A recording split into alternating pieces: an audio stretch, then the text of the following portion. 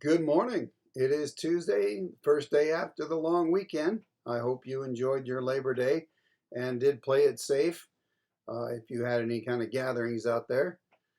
Uh, just want to talk a little bit, continue the discussion of what we were talking about in Bible study as we have been walking through the book of Romans, and Pastor has been doing an amazing job of working us through some of the difficult passages in Romans. And this past week, this past Sunday, we were working in Romans 7.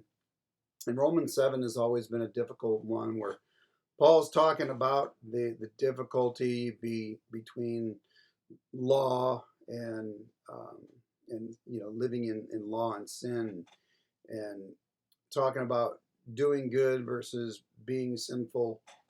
And it reminded me of a conversation I had with a young man one time, and he uh, he loves his faith, he loves God, he studies God's word, but as a young man, he struggles with seeing others and being able to do the things that they do. He wants to join his friends, but in his heart, he knows that it's wrong to do those things. So he's in this constant battle, and you can see and hear in his voice where he's basically blaming God for kind of ruining his fun in life and walking him through that journey to helping him understand that God isn't ruining his life by giving us laws. He's actually giving us more freedoms when we abide by the law. And it's one of those really challenging things to kind of look at. Uh, but in Psalm 119, verses 96 through 98, the psalmist says this: I've seen that everything, no matter how perfect, has its limits. But your commands, O God, are boundless. I love your instructions. I think about it constantly. Your commands make me wiser than my enemies because it is always with me.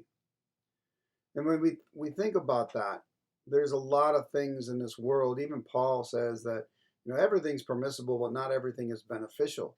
There's so many things that are open to us to do, but are they really beneficial to us? And to be even more blunt than that, are they glorifying to God by doing those things? And when we look at the things that the world says is okay to do, but then we look at what God's law says, as Christians, we understand that God's laws are there for our protection. When the Ten Commandments were initially given, it was because the children of Israel had just come out of slavery. In fact, that generation that came out and the generations before knew only slavery. And when you're a slave like that, you're told what to do, when to do it, how to do it, when you can go to sleep, what you can eat. Their lives were completely controlled. And when you are set free from that control, there's a world that opens up to you. And that world can be a dangerous thing.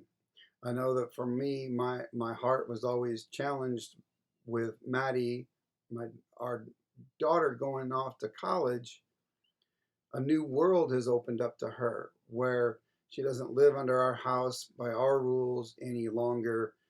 Now she has to make her own choices. And we know that we all make bad choices when we have to make them on our own. But God set these limits and these rules to help govern the way we live. The Ten Commandments are about how we love God and how we love others around us. And we can join in those things that the world says is okay to do, but we know that is not beneficial in our relationship with God, because it's not loving God the way He wants us and desires us to. So, working through looking at the law as a good thing helps us receive actually more freedoms than control.